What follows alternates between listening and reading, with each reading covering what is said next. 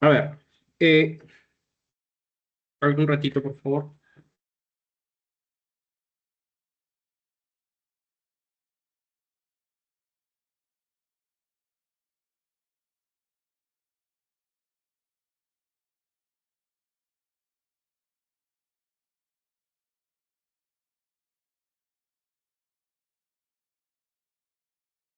Ya. A ver, antes de presentar estas diapositivas, cuando nosotros hablamos de bioquímica, la bioquímica tiene una historia bien amplia.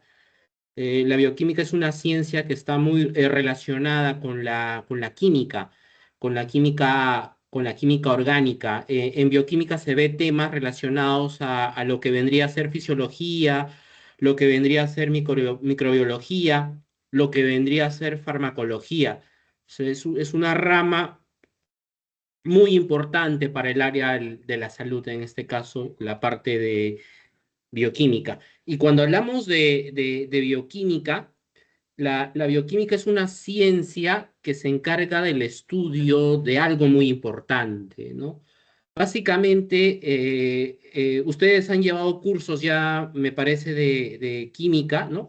Han tenido un curso, creo que de química integrativa, según he visto la currícula, y ahí han desarrollado algunos conceptos de química que están muy relacionados con los conceptos de bioquímica. Cuando hablamos de bioquímica, ¿qué se entiende por bioquímica? ¿Qué es bioquímica? ¿Alguien tiene una idea de lo que vendría a ser la bioquímica? ¿Qué es lo que vamos a estudiar durante este semestre que viene? ¿Alguien tiene una idea de lo que vendría a ser la bioquímica? ¿Alguien tiene alguna idea?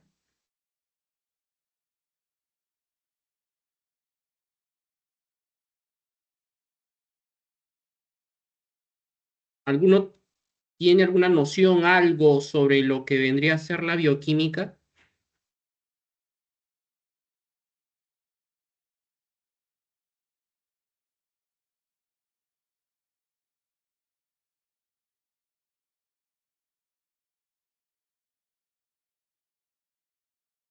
A ver, cuando hablamos de bioquímica, la bioquímica está formado por dos vocablos, ¿no? El vocablo bios, que significa vida, y el vocablo química, ¿no?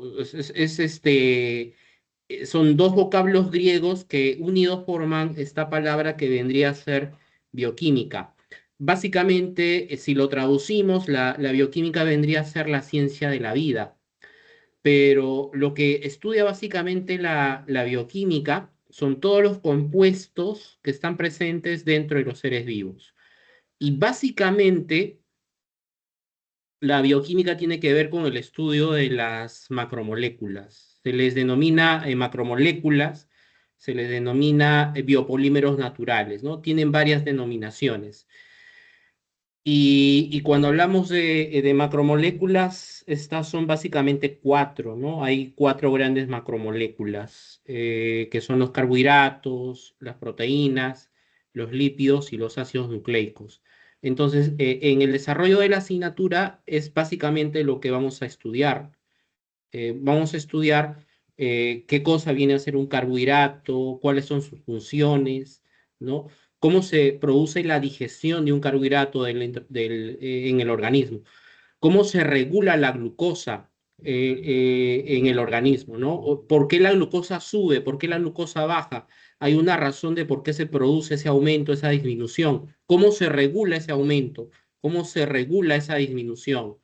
¿No? Hay hormonas muy importantes en el organismo que regulan los niveles de glucosa en sangre, ¿no? Es el caso de la insulina y del glucagón, ¿no? Son dos hormonas peptídicas que son muy importantes para regular la glucosa en sangre, ¿no? Igual en el caso de proteínas, ¿no? Tenemos la primera proteína descubierta, que es la hemoglobina, los lípidos y finalmente los ácidos nucleicos. Eso es básicamente lo que vamos a desarrollar. Ahora, para que, para que esos conceptos queden claros, lo que yo requiero es que conozcan algunos conceptos previos de química. qué es lo que necesito que revisen y el día que ya nos veamos de manera presencial, ya ustedes ya deben denominar esos temas, ¿no? Por ejemplo, ¿qué cosa viene a ser un soluto y qué cosa viene a ser un solvente? Con nosotros cuando hablamos de soluciones, las soluciones están formadas por solutos y por solventes, ¿no? El soluto es una sustancia que se encuentra en menor cantidad, ¿no? Y el solvente es la que se encuentra en mayor cantidad. Y dentro de los solventes, el más utilizado es el agua, ¿no? Luego vendrían los alcoholes. Entonces, la mezcla de un soluto y un solvente forma soluciones. En el organismo nosotros tenemos soluciones, ¿no? Que es lo que vamos a estudiar también en la asignatura, ¿ya? Entonces son dos conceptos que hay que revisar, qué cosa viene a ser soluto, qué cosa viene a ser solvente. Ahora, cuando se forman las soluciones, esas soluciones lo que van a, van a, van a constituir algo muy importante, ¿no? Vamos a hablar de concentraciones. Hay soluciones que están más concentradas, hay soluciones que están más diluidas. Y en el caso de bioquímica, las unidades de concentración más representativas son los porcentajes, son las unidades de molaridad y las unidades de molalidad. Son las principales unidades de concentración. Cuando hablamos de porcentaje, un porcentaje siempre se expresa peso-peso, podría ser peso-peso o podría ser volumen-volumen, ¿no? Es decir, si yo tengo un medicamento X o una solución X, por ejemplo, cloruro de sodio o dextrosa al 5%, ¿qué significa esa concentración de dextrosa al 5%? Esa concentración significa que tú tienes 5 gramos de dextrosa que está disuelto en 100 mililitros de solución, ¿no? Entonces, eso es lo que significa ese porcentaje. Eso me representa una concentración que vendría a ser volumen-volumen, perdón, sería peso-volumen en este caso, ¿no? Gramos sobre mililitros, ¿no? Eso es lo que me representa una solución que se expresa en porcentaje, ¿no? Las molaridades se expresan como número de moles de soluto sobre litros de solución. Y la molalidad se expresa entre el número de solutos sobre kilogramo de solución. Otro concepto importante que se requiere que revisen es qué cosa viene a ser un mili equivalente. Este concepto de mil equivalente es una cantidad, es una unidad de medida. Eso es muy importante para el caso de los electrolitos. Eh, el caso del sodio, por ejemplo, el sodio se expresa en mil equivalentes a una cierta cantidad de sodio que hay en el organismo y eso se va a expresar en mil equivalentes, ¿no? Para el caso de los electrolitos. Entonces, eso también es otro concepto importante que se requiere que vayan revisando para ya entrar de frente a la parte práctica de bioquímica en este caso. ¿Ya? Ahora, cuando hablamos de compuestos orgánicos, ¿qué cosa es un compuesto orgánico? ¿Cuál es la diferencia entre un compuesto orgánico y un compuesto inorgánico? Básicamente es el tipo de enlace que forman esos compuestos. Un compuesto orgánico, el enlace básicamente es un enlace de tipo covalente. Y cuando hablamos de un compuesto inorgánico, su enlace viene a ser un enlace de tipo iónico. Es una diferencia importante entre un compuesto orgánico y un compuesto inorgánico.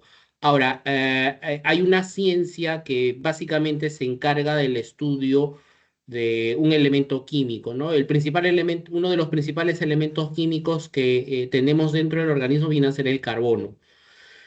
Y este carbono es muy importante para la formación de las estructuras químicas de las macromoléculas, ¿no? Estamos hablando del carbono. Y la ciencia que se encarga del estudio del carbono, en este caso, viene a ser la química orgánica. ¿Ya? La química orgánica nace de manera paralela a la bioquímica. Hay una razón de por qué decimos que la orgánica y la bioquímica son dos ciencias que están muy relacionadas. Cuando nace la química orgánica, de manera incipiente, también nace la bioquímica, porque hay una sola diferencia entre esas dos ciencias. una pequeña cosa que los diferencia. ¿Ya? Eso a ver si lo van revisando y les voy a volver a hacer la pregunta cuando ya estemos de manera presencial, ¿no? ¿Qué es lo que diferencia la química orgánica de la bioquímica? ¿Ya? Son dos áreas que están bien relacionadas. Ahora, cuando hablamos de un compuesto orgánico, los compuestos orgánicos son aquellos compuestos en cuya estructura química básicamente hay la presencia de carbono. Claro está que hay algunas excepciones. Hay algunas excepciones donde vamos a tener compuestos que tengan carbono y ese tipo de compuestos con carbono no son considerados orgánicos, son considerados inorgánicos. Es el caso, por ejemplo, del diamante, es el caso del grafito. El diamante, el grafito, básicamente en su estructura, ellos están formados por carbono, pero no son considerados compuestos orgánicos. Esos son compuestos inorgánicos porque sus propiedades físicas y sus propiedades químicas más se asemejan a los de los inorgánicos, no al de los orgánicos. ¿Ya? Pero en la mayoría de los casos decimos que es un compuesto orgánico aquel compuesto que posea carbono, ¿no? Dentro de su estructura química. Ahora, hay varias formas de clasificar a los compuestos orgánicos, ¿ya? Hay varias formas. Una es esta, es el caso de los hidrocarburos, el caso de los compuestos oxigenados y el caso de los compuestos nitrogenados, ¿no? Si hablamos de hidrocarburos, aquí están los alcanos, los alquenos, están los alquinos, están los ciclos alcanos, los ciclos alquenos, están los hidrocarburos aromáticos dentro de los compuestos oxigenados, todo aquel compuesto que posea oxígeno, ¿no? Ahí están los alcoholes, aldehídos, cetonas, ¿no? Ácidos carboxílicos. Y si hablamos de compuestos nitrogenados, son aquellos que poseen nitrógeno en su estructura. Son las aminas, las amidas, el caso de los nitrilos, ¿no? Son compuestos nitrogenados. ¿Ya? A todos estos, entonces, a todas estas sustancias se les denomina compuestos orgánicos. Ahora, estos hidrocarburos son los que generan problemas en la salud, ¿no? Estos hidrocarburos son muy tóxicos, son muy nocivos. Estos son derivados del petróleo, ¿no? Son derivados del petróleo y estos son nocivos. De estos, los más nocivos son los aromáticos, ¿no? El benceno, por ejemplo. El benceno es el primer compuesto orgánico en ser, uno de los primeros compuestos orgánicos en ser descubiertos, ¿no? Ese ha sido el benceno.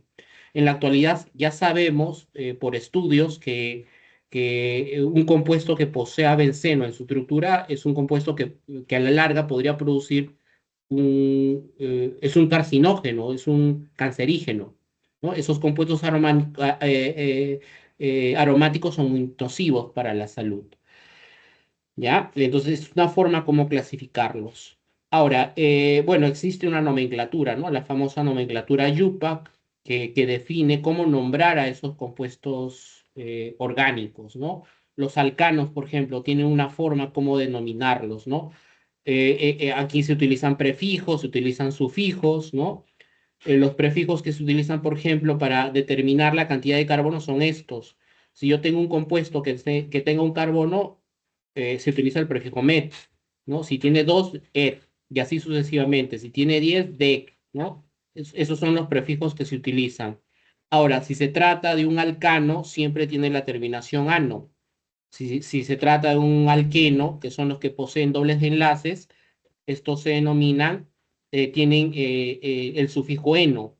Y si se trata de un alquino, tienen la denominación ino, ¿no? Entonces son formas como se nombran a estos alcanos, alquenos, alquinos, ¿no? Que son hidrocarburos.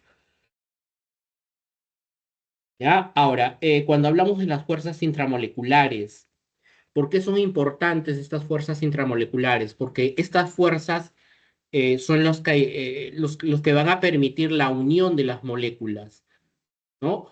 Y cuando hablamos de las fuerzas intramoleculares, hay tres fuerzas importantes, son las fuerzas dipolo-dipolo, son las fuerzas de dispersión de London y las famosas fuerzas o los enlaces puente hidrógeno.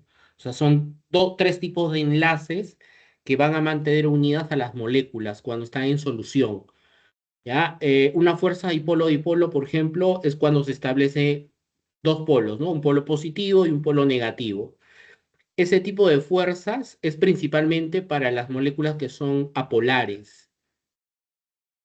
Perdón, para las moléculas que son polares, ¿no? Para ese tipo de moléculas, en ese tipo de moléculas de manera predominante existe ese tipo de fuerzas. Y también podría afectar a algunas moléculas que son apolares, algunas, ¿ya? Entonces, dipolo-dipolo, porque ahí se va a establecer un polo positivo y un polo negativo.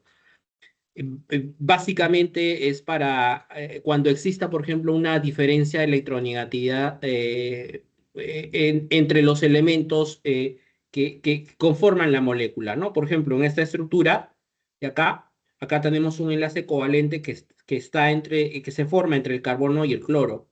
El cloro tiene una carga negativa, aporta una carga negativa a la molécula, o sea, es un sigma negativo, y el carbono aporta una carga positiva, tiene un sigma positivo. Entonces, ese es el dipolo que se forma, ¿no? Ahí predomina una fuerza dipolo-dipolo. Es una molécula polar en este caso. Y para algunas moléculas apolares también, ¿no? Está diseñada esta fuerza dipolo-dipolo.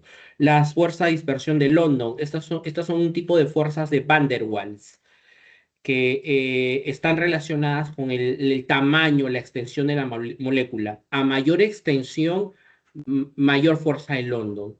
Y, y este tipo de fuerza de London, básicamente, a la propiedad física que afecta es al punto de fusión y al punto de ebullición. ¿Ya? Punto de fusión y punto de ebullición.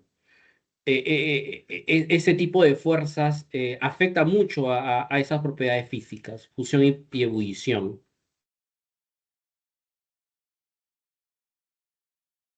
¿Ya? Los enlaces puente de hidrógeno, estos son muy importantes por ejemplo, para el caso de las proteínas y para el caso de las proteínas, por ejemplo, las proteínas tienen un nivel de estructuración para que puedan tener actividad biológica, ¿no? Es la estructura primaria, secundaria, terciaria, cuaternaria. Y en el caso de la estructura secundaria de las proteínas pueden adoptar una forma llamada forma alfa hélice. Y la forma alfa hélice se genera gracias a los enlaces puente hidrógeno, ¿no? Es una fuerza intramolecular muy importante que va a afectar mucho a las proteínas, por ejemplo. Cuando hablamos de los enlaces puente hidrógeno, ¿qué tipo de compuestos orgánicos pueden formar ese tipo de fuerzas, ¿no? O de enlaces puente hidrógeno? Son aquellos compuestos orgánicos que tengan este tipo de elementos, ¿no? Si yo tengo un compuesto orgánico donde yo observo un grupo oxidrilo o yo observe un grupo NH, ¿no? Este es el grupo amina o el grupo alcohol, ese tipo de compuestos orgánicos fácilmente forman enlaces puente hidrógeno, fácilmente lo van a formar. Y eso también va a afectar al punto de fusión y al punto de ebullición de la molécula. ¿Ya? Eh, algo más de esto que me estoy olvidando. Ah, ya. Los enlaces puente hidrógeno son un tipo de dipolo. Eso es lo que me estaba olvidando mencionar. ¿Ya? Es un tipo de dipolo porque ahí se va a establecer también un polo positivo, un polo negativo. ¿Ya? Es un enlace muy importante para el caso de las macromoléculas, por ejemplo. ¿Ya? Esto lo vamos a pasar, eso también, esto también, esto también. Ya. Ahora, cuando hablamos de los compuestos orgánicos, ¿no? Esto tal vez, no sé si esto les habrán explicado en química orgánica, ¿no? Cuando hablamos de los radicales, cuando nosotros nombramos un compuesto que está como radical, todo radical siempre tiene la terminación -il, ¿no? Por ejemplo, si tenemos este compuesto que está acá, ¿no? Ahí observan que hay un radical, hay un enlace libre. Si yo observo este compuesto que tiene un enlace libre, es un radical. Y este vendría a ser el radical metilo. O sea, siempre va a tener la terminación hilo o la terminación il, ¿no? Radical metilo o metil es lo mismo, ¿no? Radical etilo o radical etil, radical propilo o radical propilo, ¿ya? Entonces siempre tienen esa terminación il o hilo para el caso de los radicales. Ahora, hay algunos nombres vulgares que también los vamos a utilizar para el caso, por ejemplo, de las proteínas. Hay algunos nombres vulgares que la nomenclatura UPAC las va a utilizar, ¿no? Por ejemplo, este prefijo iso, este prefijo neo, el prefijo sec, el prefijo ter, ¿ya? ¿Cuándo se utiliza el prefijo iso? Iso se utiliza siempre cuando yo tenga un grupo metilo, cuando tengo un grupo metilo en la penúltima posición. Si tengo un grupo metilo en la penúltima posición, ahí se utiliza el prefijo iso. ¿Cuándo utilizo el prefijo neo? Cuando yo tenga dos metilos en la penúltima posición. Si tengo dos metilos en la penúltima posición, ahí utilizo el prefijo neo. ¿Cuándo utilizo el prefijo iso? Perdón, ¿cuándo utilizo el prefijo sec? ¿Ya? Ese prefijo sec, por ejemplo, se refiere a que hay presencia de un carbono secundario. ¿Ya? Ahí tengo un carbono secundario presente. Por ejemplo, en esta estructura que está acá. ¿Ya? A ver, aquí ustedes observan que hay un enlace covalente libre. Ese es un radical. Hay un enlace covalente libre. Este viene a ser un radical. O sea, este carbono automáticamente, como tiene este enlace covalente libre, es el que contiene el radical, este de manera automática siempre va a ser el carbono 1, ¿no? Este es el carbono 1, este vendría a ser el carbono 2 y este vendría a ser el carbono 3. ¿Ya? Ahora, perdón, aquí en el SEC, ¿ya? En el SEC de acá. Este automáticamente es el 1, porque aquí está el radical, este es el 1, este vendría a ser el 2 y este vendría a ser el 3. 1, 2, 3. O sea, es un compuesto orgánico de 3 carbonos. En este caso, miren, si yo observo que hay un carbono que está, si hay presencia de un carbono secundario, ¿ya? Ahí vamos a utilizar el prefijo sec. Por ejemplo, este de aquí, ¿cómo me doy cuenta que este es un carbono secundario? Me doy cuenta que es un carbono secundario porque este carbono 1 está enlazado a dos carbonos. Si yo tengo un carbono que está enlazado a dos carbonos, quiere decir que ese carbono es secundario. Entonces ahí puedes utilizar el prefijo sec, ¿ya? Y algo parecido ocurre con este prefijo ter. Cuando utilizamos este prefijo ter, cuando hay presencia de un carbono terciario. En este caso, este carbono que está aquí, que es el que tiene la valencia libre, que tiene el radical, que tiene este enlace covalente libre, este es el carbono que tiene el radical, ¿ya? Este carbono, si se dan cuenta, tiene enlazado tres carbonos. Si este carbono está enlazado a tres carbonos, este es un carbono terciario. Por lo tanto, utilizas el prefijo ter.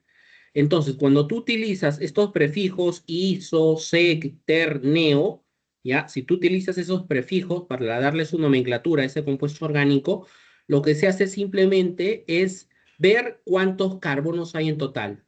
Por ejemplo, este que es iso tiene tres carbonos, ¿no? Y cuando tiene tres carbonos, el prefijo que se utiliza siempre es prop. Es por eso que aquí se denomina isopropilo o isopropil, ¿no? Este tiene ¿cuántos carbonos en total? Uno, 2, 3, 4. Y prefijo para 4 es but. Este sería el isobutil, ¿no? ¿Cuántos carbonos tiene en total? 2, 3, 4. Tiene 4. 4 es but. Sería secbutilo. ¿Ya? Entonces son nombres vulgares que la nomenclatura UPAC las acepta. Y en bioquímica también ese tipo de nomenclatura es aceptada. ¿Ya? Esto vamos a pasar. Ahora, cuando hablamos de los sistemas cíclicos, hay sistemas monocíclicos no aromáticos. ¿Ya? Estos sistemas monocíclicos no aromáticos es simplemente cuando los carbonos están ciclados, ¿no? Por ejemplo, el de acá. Este es un compuesto orgánico que tiene tres carbonos ciclados. Tres carbonos ciclados. Este vendría a ser el ciclo propano. Este es el ciclo propano. Este tiene cuatro carbonos ciclados. Si tiene cuatro, este vendría a ser el ciclo. Este es el ciclo propano, ¿no? Perdón, sí, es el ciclo butano. Este es el ciclo butano. Ciclo butano, este es el ciclo propano. Este tiene cinco. Este vendría a ser el ciclo pentano y este vendría a ser el ciclo hexano. ¿Ya? Estos son los famosos compuestos ciclados, pero no aromáticos. Estos son no aromáticos. ¿Ya?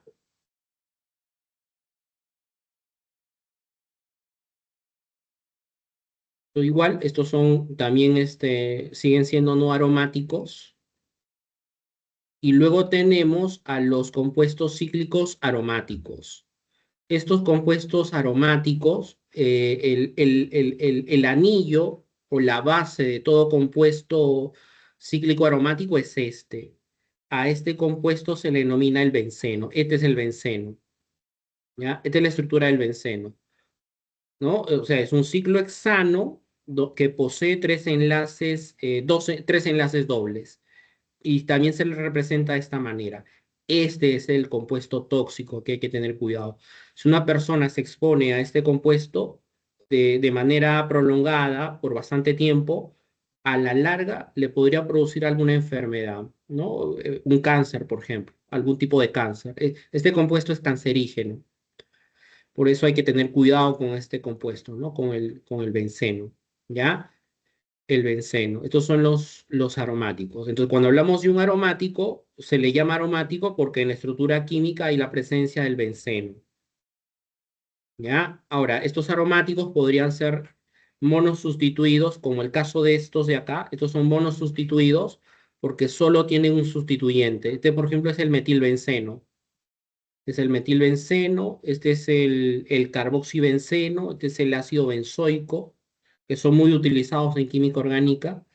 Y estos de aquí ya son los disustituidos, ¿no? Cuando hablamos de los disustituidos es cuando tú tienes el benceno con dos sustituyentes, tiene dos sustituyentes, dos radicales, ¿ya? Este de aquí, por ejemplo, y cuando hablamos de los aromáticos disustituidos, es el caso de estos tres prefijos, orto, meta, para. Orto, cuando tú tienes dos radicales en posición uno, 2. Meta, si tienes dos radicales en posición uno, 3. Para, si tienes dos radicales en posición uno, 4. ¿No? Este, por ejemplo, vendría a ser el paradimetilbenceno. Paradimetilbenceno, porque tú tienes dos metilos en posición uno, 4 en este caso. Este vendría a ser el meta dimetilbenceno, ¿no? ¿Por qué es meta? Porque tienes dos metilos en posición uno, 3 y este vendría a ser el orto, ¿no? Ortodimetilbenceno.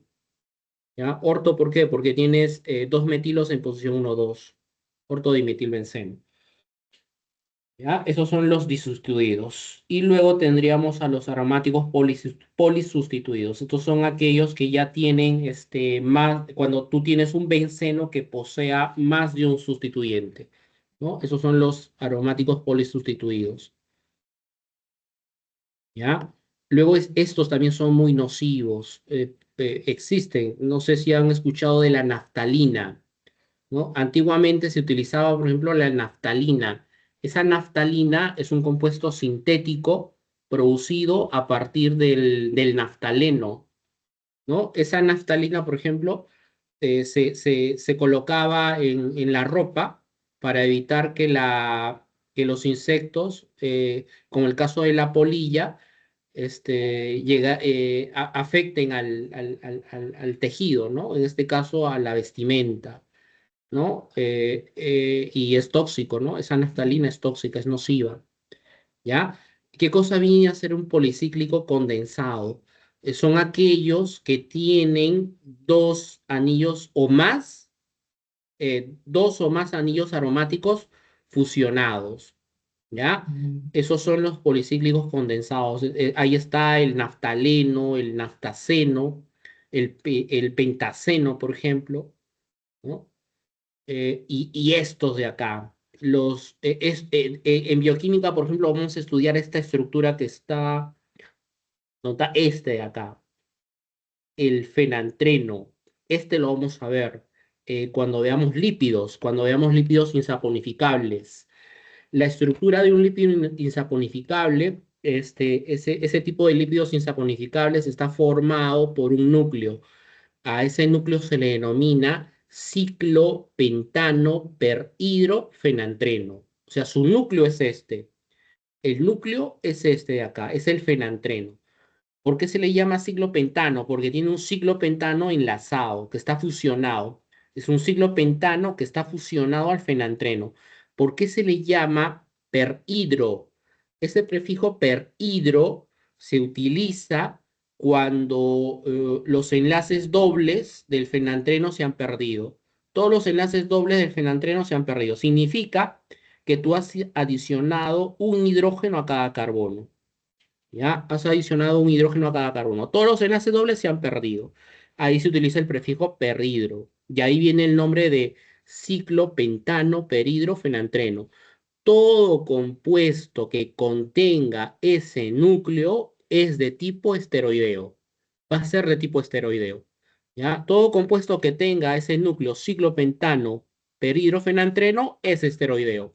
Y cuando hablamos de esteroideos, estamos hablando de las hormonas sexuales masculinas y de la hormona sexual femenina, la testosterona, la progesterona. Estamos hablando también de las hormonas secretadas a nivel renal, la cortixolona, la cortisona, la hidrocortisona, ¿no? Que son hormonas que se secretan a nivel renal, muy importantes para mantener el equilibrio electrolítico a nivel renal. Y todas esas tienen ese núcleo, ¿no? El ciclopentano perirofenantreno, el colesterol. El colesterol también es otro lípido insaponificable de tipo esteroideo. También tiene ese núcleo. Es por eso importante conocer este tipo de estructuras. Este principalmente, ¿no? Esta es la estructura del fenantreno. Así como lo ven ahí, ese es el fenantreno. ¿Ya? Este lo vamos a ver en bioquímica. Bueno, este de aquí viene a ser el antraceno, ¿no? Bueno, estos son otro tipo de hidrocarburos policíclicos condensados. ¿Ya? Ahora, eh, cuando hablamos ya de los grupos funcionales, cuando hablamos de grupos funcionales, ¿de qué estamos hablando? Los compuestos orgánicos tienen grupos funcionales. ¿Cuáles son esos grupos funcionales? Es el grupo ácido, los ácidos carboxílicos, los ésteres, los halogenuros de ácido, las amidas, los nitrilos, los aldehídos, las cetonas, alcoholes, los fenoles, los tioles, las aminas. Estos son los compuestos orgánicos funcionales. ¿Ya? ¿Cuál es la estructura de un ácido carboxílico? Es esta. Este es el grupo carboxilo. Este es el grupo carboxilo. Es un grupo ácido de un éster. Este es el grupo éster. Este, por ejemplo, este enlace es importante para los lípidos. Es el enlace de los lípidos. ¿Ya? Las amidas, ¿no? Este es el grupo amida. Este es un grupo ceto o un grupo cetona, también se le llama carbonilo, que está enlazado a una amina. Ahí tienen una amina enlazado a un grupo ceto. A ese compuesto se le llama amida.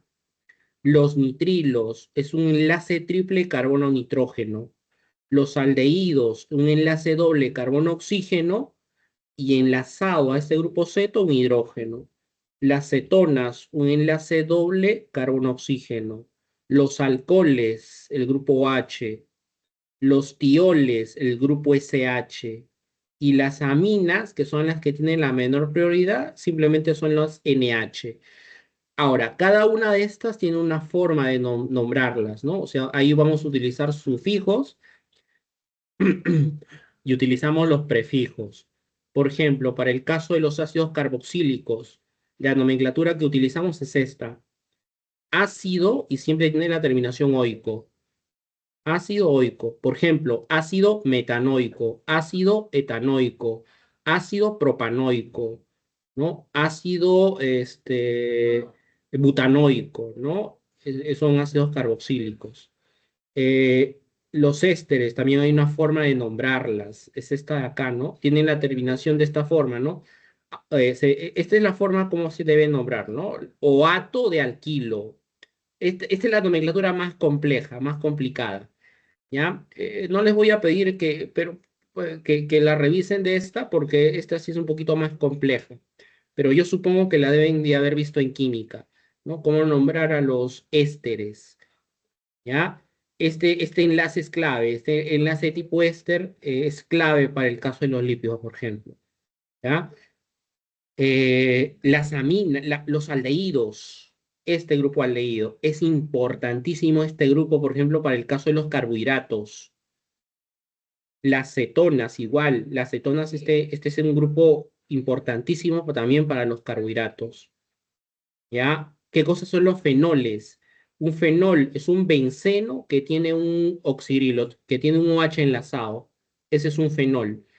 Esos fenoles, por ejemplo, son muy importantes para el caso de algunas plantas medicinales que tienen como componente activo a los flavonoides, ¿ya? Un flavonoide es un compuesto que posee fenoles en su estructura química. Entonces, si yo encuentro un compuesto, por ejemplo, hago investigación y detecto un compuesto que contenga fenoles, es bien probable que ese compuesto tenga flavonoides. ¿Y por qué son importantes los flavonoides? Los flavonoides son importantísimos porque tienen actividad antioxidante, son antioxidantes naturales, por eso son importantes.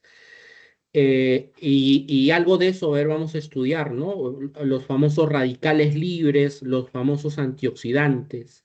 ¿Cuáles son esos radicales libres? ¿Cómo se generan? ¿Qué antioxidantes son los que se utilizan para neutralizar esos radicales libres? Eso lo vamos a estudiar, ¿ya? Y un antioxidante importante son los flavonoides. En el caso de las aminas, por ejemplo, ¿no? Este es el grupo amina, el grupo NH. Las aminas naturales son aminas que están presentes en vegetales, principalmente en plantas medicinales.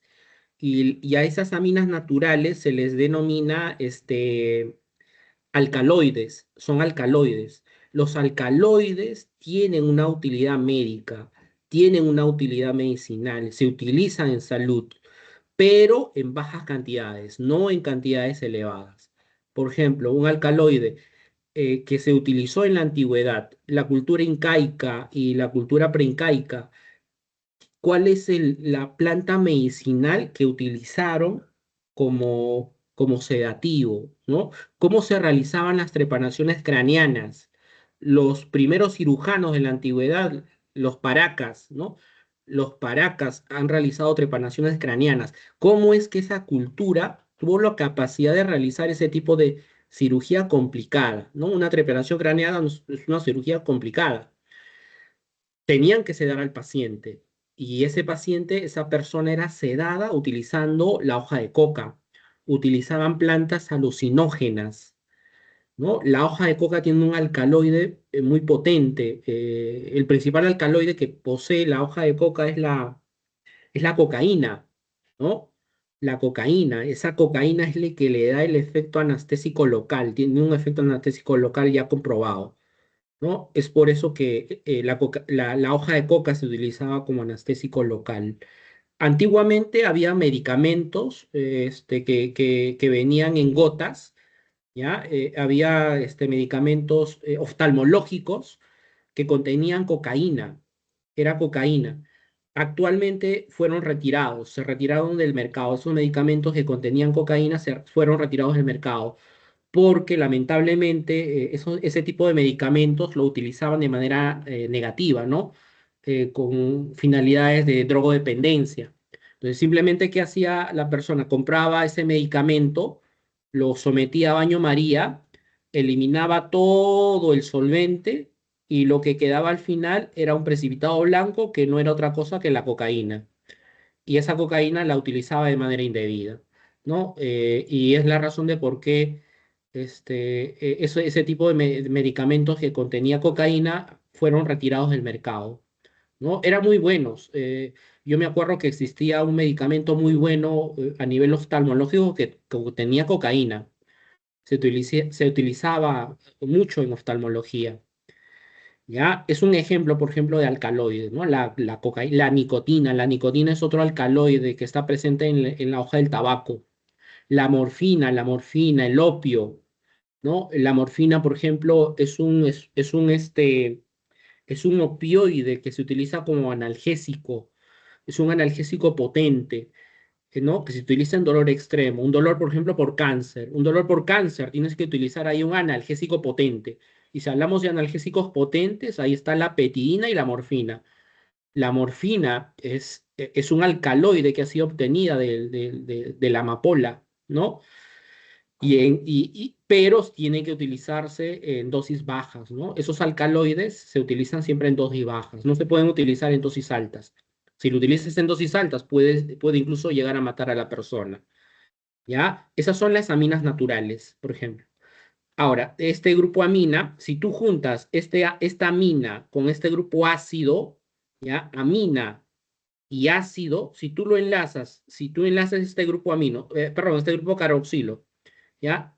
Juntas este grupo carboxilo con este grupo amina, lo enlazas a un carbono central, ese compuesto, ¿qué cosa viene a ser?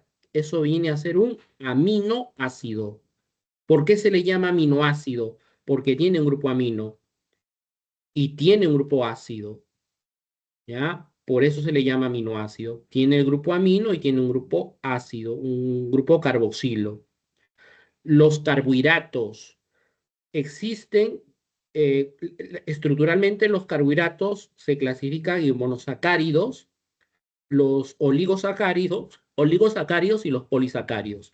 Si hablamos de monosacáridos, es el caso de las aldosas y cetosas. ¿Por qué hablamos de una aldosa? Porque su grupo funcional es un grupo aldehído. ¿Por qué se le llama cetosa? Porque su grupo funcional es una cetona. ¿Ya? Entonces, estos dos son muy importantes para los carbohidratos. ¿Ya? Aldosas y cetosas. Estamos hablando de carbohidratos. Es por eso importantísimo que esto lo revisen, por favor. Esto lo tienen que revisar. ¿Cómo diferenciar un ácido carboxílico de una amida, de un aldehído y una acetona? Los alcoholes, también algo de eso vamos a revisar, ¿no? Hay un solo alcohol que nosotros metabolizamos, ¿no? Es el alcohol etílico. Es el único alcohol que nosotros podemos metabolizar. Pero lamentablemente hay algunas personas que obtienen alcohol metílico. El alcohol metílico es mucho más barato que el alcohol etílico. Si, lo obtienen de manera indebida y mezclan alcohol etílico con alcohol metílico, lo mezclan y lo utilizan. Y cuando utilizan en exceso, el exceso de alcohol metílico ya genera grandes problemas de toxicidad, porque el alcohol metílico no se puede metabolizar en el organismo. O sea, no tenemos enzimas que metabolicen alcohol metílico, solo tenemos enzimas que metabolicen alcohol etílico, ¿no? Y ha habido casos, ha habido bastantes casos, por ejemplo, en la pandemia, en la época de la pandemia, bastante fallecimiento por intoxicación por alcohol metílico. La persona ingería alcohol metílico probablemente debido a la desesperación, ¿no? Estaba encerrado, conseguía alcohol metílico, lo ingería por vía oral y lamentablemente en algunos casos le producía la muerte. En algunos casos le producía problemas neurológicos. Uno de los problemas, por ejemplo, que podría producir es pérdida de la visión. La persona queda ciega, ¿no? Es un efecto tóxico nocivo del alcohol metílico. ¿Ya? Entonces, grupos funcionales importantes que hay que revisar, ácidos carboxílicos. Los ácidos carboxílicos, los ésteres, aldehídos, las cetonas, los alcoholes y las aminas. Esos grupos funcionales, revísenlo por favor detalladamente, ¿no? Cómo es su estructura, cómo es que se denomina, cuál es el grupo ácido, cuál es el grupo amina, ¿no? Esos grupos, a ver, los revisan por favor. Eh, Ahora, eh, los ésteres, por ejemplo, este grupo, este compuesto orgánico, los ésteres, hay una forma cómo obtener éster, cómo sintetizar los ésteres, ¿ya? Un éster se puede sintetizar cuando reacciona un ácido carboxílico con un alcohol. Si reacciona un ácido carboxílico con un alcohol, eso siempre te va a generar un éster. Siempre te genera un éster. Esa reacción, por favor, revísenla para el caso de lípidos. Cuando toquemos lípidos, vamos a ver esa reacción, ¿ya? A esa reacción se le denomina esterificación. ¿Por qué se le denomina esterificación? Porque reacciona un alcohol con un ácido carboxílico. En este caso es un ácido graso. Reacciona ese ácido carboxílico, va a reaccionar con un alcohol, ¿no? Y ahí se va a formar un enlace tipo éster, y ahí el nombre de esterificación, ¿ya? Entonces, esa reacción, por favor, a ver, la revisa, porque esa reacción la vamos a ver en lípidos, las reacciones de esterificación. Eso es una forma, eso se refiere a la síntesis de un éster debido a la reacción que se produce entre un ácido con un alcohol. Eso es una esterificación. Las amidas, ¿cómo se genera una amida? La amida se genera cuando reacciona un ácido carboxílico con una amina. Un ácido carboxílico con una amina te genera una amida, ¿ya? Una amida, ¿ya? Entonces son reacciones importantes, pero ahí lo que más me interesa es que revisen la esterificación, ¿ya? ¿Qué cosa es una esterificación? Ahora, en lo que respecta a los alcoholes, ¿ya? Conceptos que hay que revisar. ¿Qué es una oxidación? ¿Y qué es una reducción? ¿A qué se le llama oxidación y a qué se le llama reducción? Cuando yo tenga un alcano primario, la oxidación de un alcano primario siempre me genera un alcohol primario y la oxidación de un alcohol primario me genera un aldehído. La oxidación de un aldehído me genera un ácido carboxílico. Esta es la oxidación normal que ocurre con los alcoholes primarios. Eh, cuando yo oxide un alcano secundario, obtengo un alcohol secundario. Si yo oxido un alcohol secundario, obtengo siempre una acetona. Y las cetonas ya no se pueden oxidar más, ¿ya? Un alcano terciario, si yo oxido un alcano terciario, obtengo un alcohol terciario. Y los alcoholes terciarios son alcoholes que ya no se van a oxidar más, que no se oxidan, ¿ya? Esos no se van a oxidar, ¿ya? Ahora, cuando hablamos de alcanos primarios, secundarios y terciarios, eso hace un momento ya les dije. Este, por ejemplo, es un alcano primario. ¿Por qué digo que es un alcano primario? Porque este carbono, como ven aquí, este carbono está enlazado a una cadena lateral. Lógicamente, este R simboliza una cadena lateral con un carbono, ¿ya? Es un carbono que está enlazado a un solo carbono. O la otra forma de verla es que yo tengo aquí un carbono que está enlazado a tres hidrógenos. Yo tengo un carbono enlazado a tres hidrógenos, eso es un alcano primario. La oxidación de un alcano primario te genera siempre un alcohol primario, ¿ya? Y este es el grupo alcohol, el grupo H. Entonces, cuando hablamos de alcoholes primarios, hablamos de un alcohol primario cuando este carbono está enlazado, tiene que ser el carbono del oxirilo. Cuando este carbono del oxirilo está enlazado a un solo carbono. O la otra forma de verlo, cuando este carbono está enlazado a dos hidrógenos. Este es un alcohol primario. Viene a ser un alcohol primario. ¿Ya?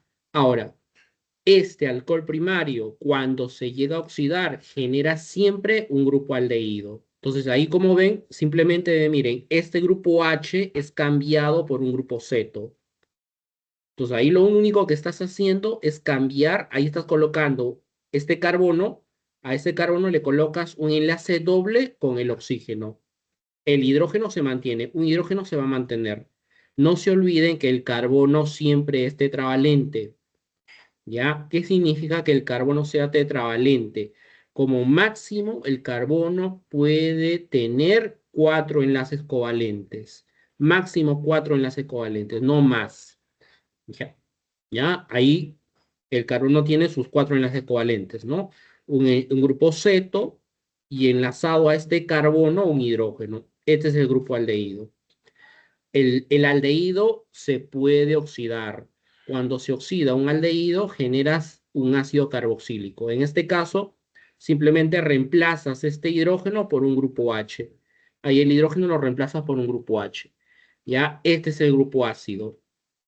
Este viene a ser el grupo ácido, ¿ya? Entonces, alcohol primario, cuando se oxida un alcohol primario, obtienes siempre aldehído. Si oxidas un aldehído, obtienes un ácido carboxílico. Y luego este ácido carboxílico al final se va a desdoblar en CO2 y agua. Esa es la forma como nosotros metabolizamos, por ejemplo, el alcohol etílico. El alcohol etílico es un alcohol primario, ¿ya? Ese es un alcohol primario. Ese alcohol metílico se tiene que transformar en un aldehído de un carbono. En este caso es el metanal, perdón. Se genera el metanal.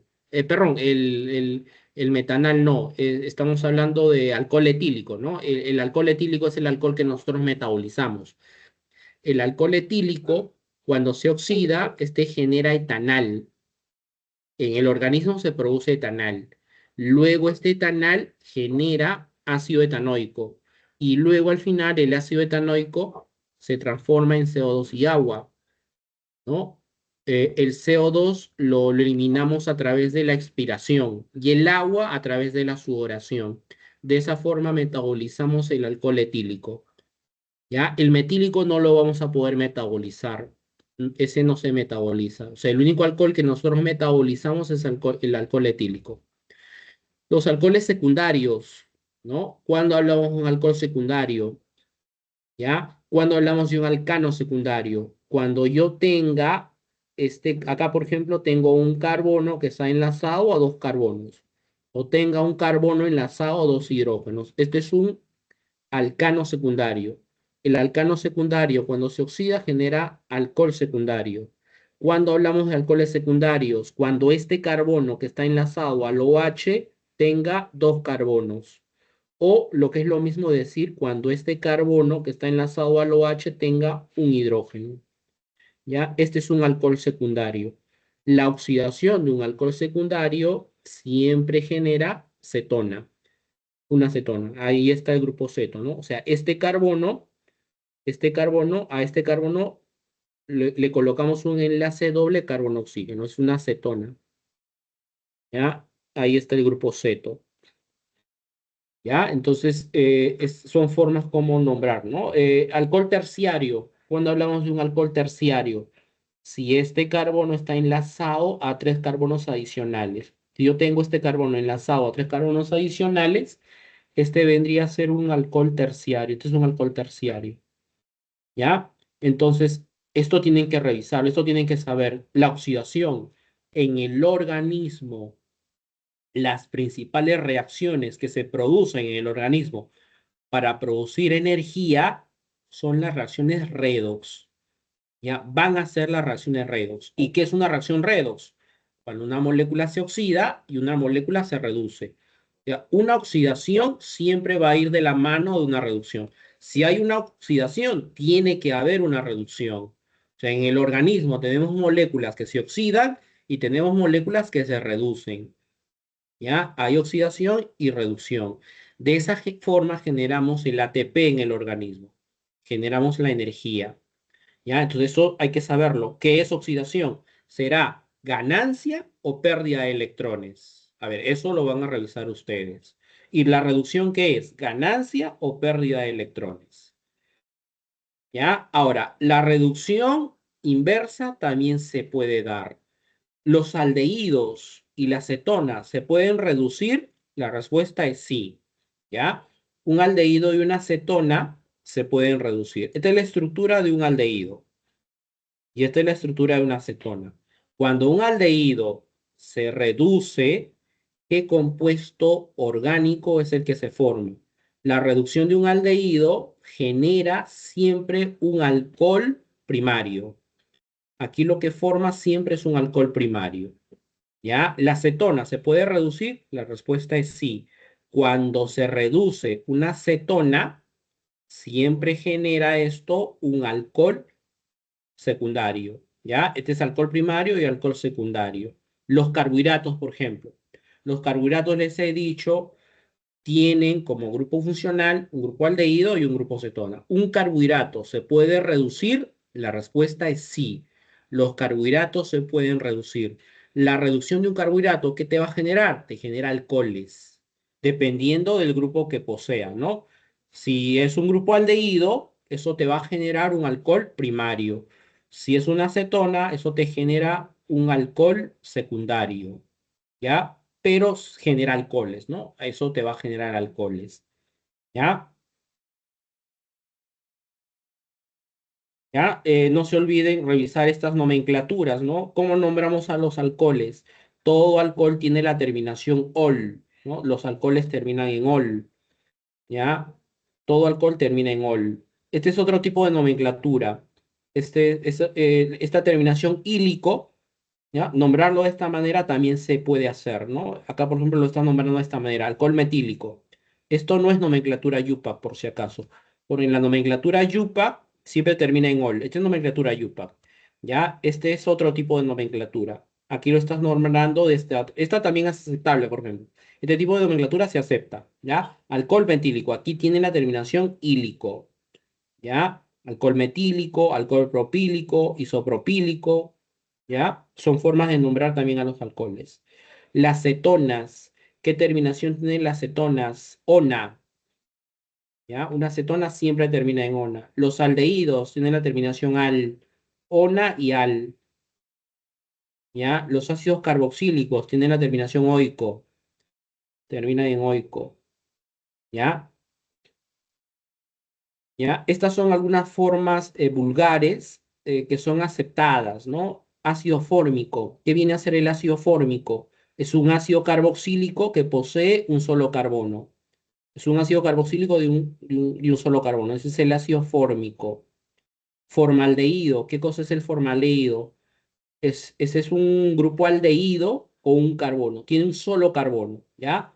Un aldehído con un solo carbono. Ese es el formaldehído. El ácido acético, ese está presente en el vinagre, ¿no? El ácido acético es un ácido carboxílico de dos carbonos, ¿ya? El ácido benzoico, ¿qué es el ácido benzoico? Es el benceno enlazado a un grupo carboxilo, es el ácido benzoico. El benzaldehído es el benceno enlazado a un grupo aldehído, ¿ya? Entonces son formas de nombrar a esos compuestos orgánicos. Esto está,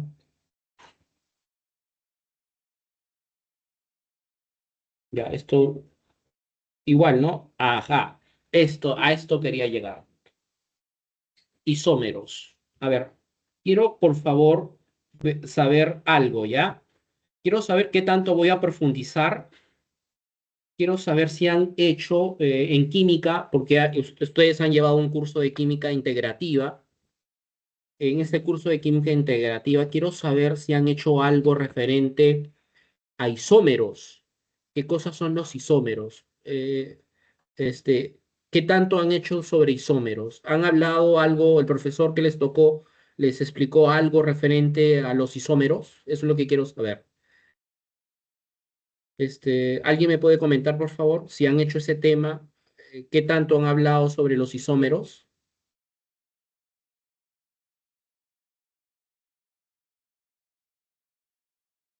Quiero saber, por favor, qué tanto han hablado sobre los isómeros.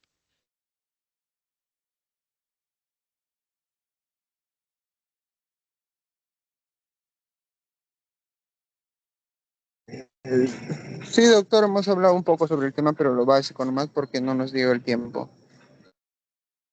Pero sí les mencionaron algo sobre los isómeros. ¿Les hablaron, por favor, sobre quiralidad?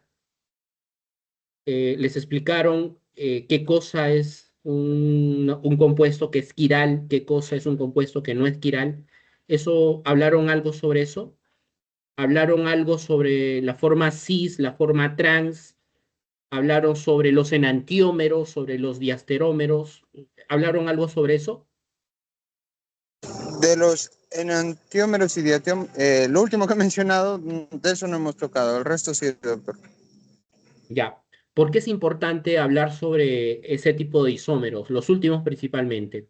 ¿Ya? Porque, por ejemplo, hay algunos medicamentos. A ver, les voy a explicar mejor con las diapositivas, ¿ya?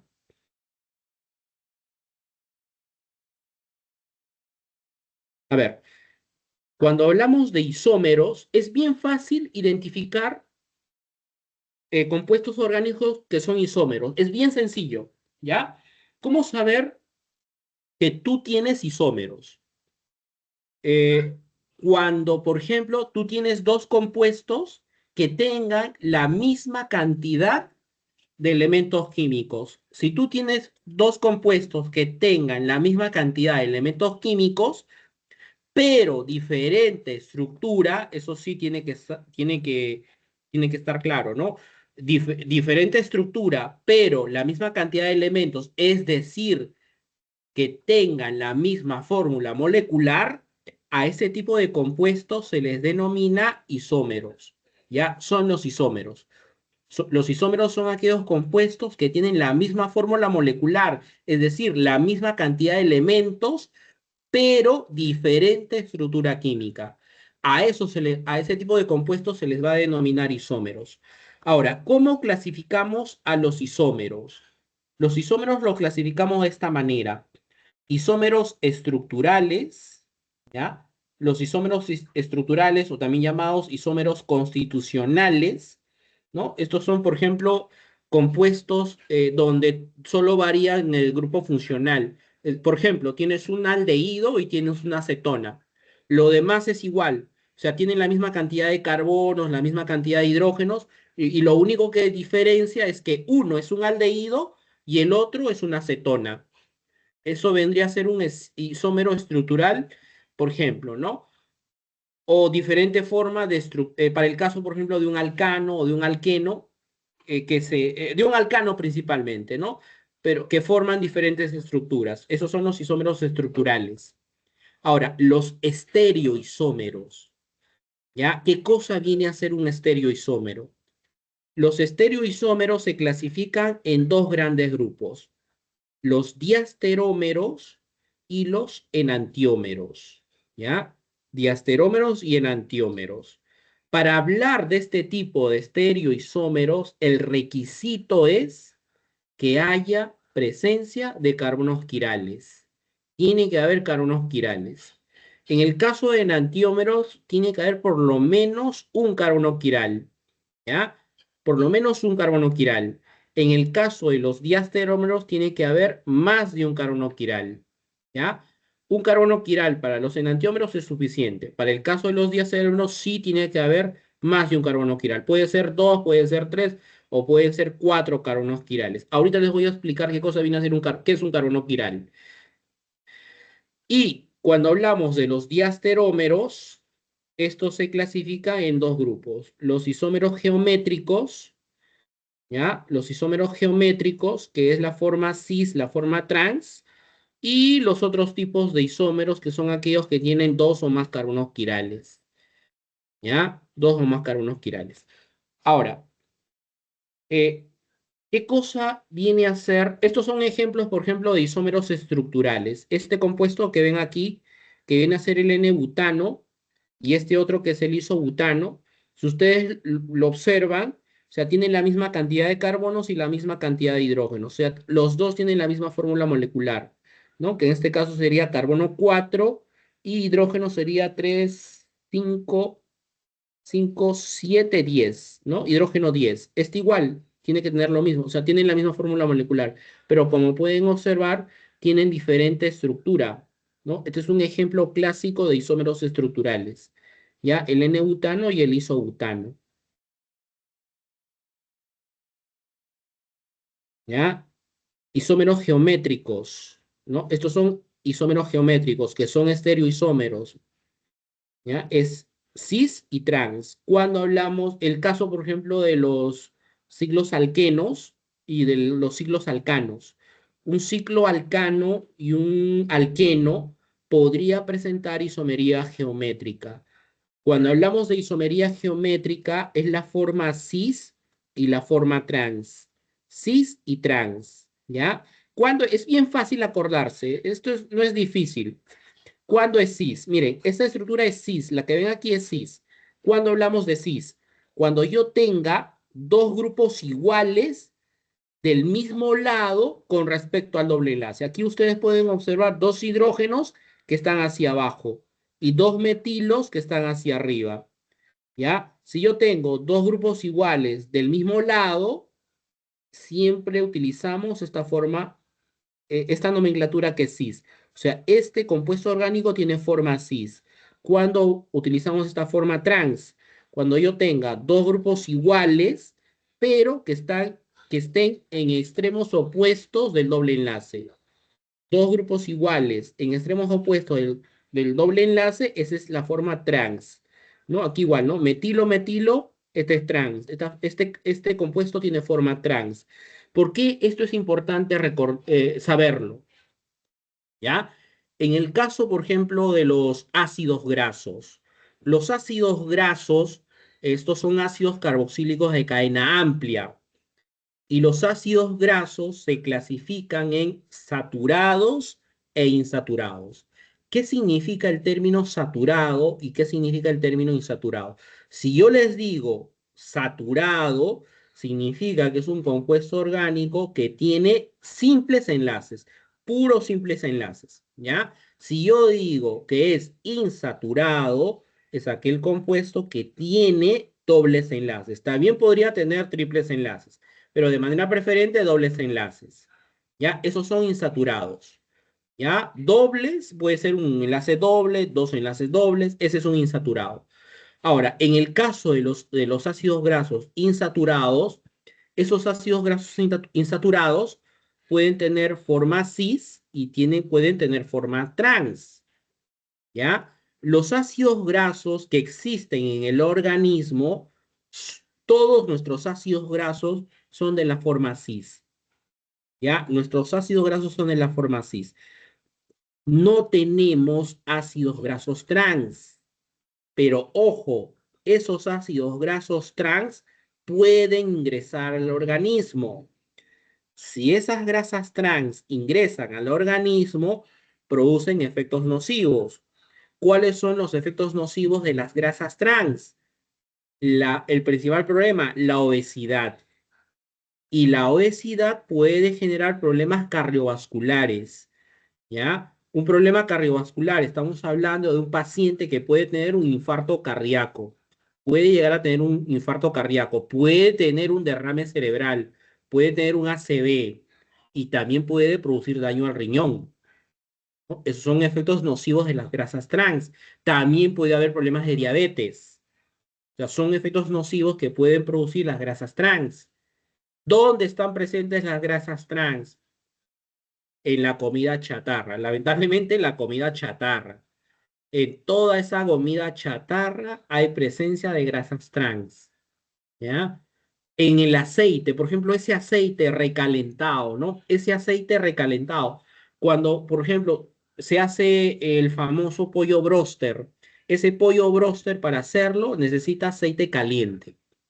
Pero la idea es que ese aceite con cierta frecuencia lo vayas cambiando, vayas retirando el aceite o lo vas reciclando, ¿no? Lo vas reciclando, pero ya no lo debes de usar más. Entonces, ¿qué ocurre si no haces eso? Si sigues utilizando ese mismo aceite. Ese mismo aceite, por acción del calor intenso, lo que va a generar es formación de grasas trans. Se genera grasas trans y si esa grasa trans ingresa, ya sabe lo que puede generar, ¿no? Puede haber problemas de obesidad, puede haber problemas cardiovasculares y todo, en fin, todos los problemas que genera ya ese tipo de problemas, ¿no? Hipertensión, puede haber diabetes, etcétera, etcétera, etcétera, etcétera. ¿Ya? Por eso son nocivas las grasas trans. Estas sí, con estas no hay problema, con las formas cis no hay problema. Es por eso importante saber cuándo es cis y cuándo es trans, ¿ya? Cuándo es cis y cuándo es trans. Esos son isómeros geométricos, son isómeros geométricos, ¿ya? En los ciclos alcánicos,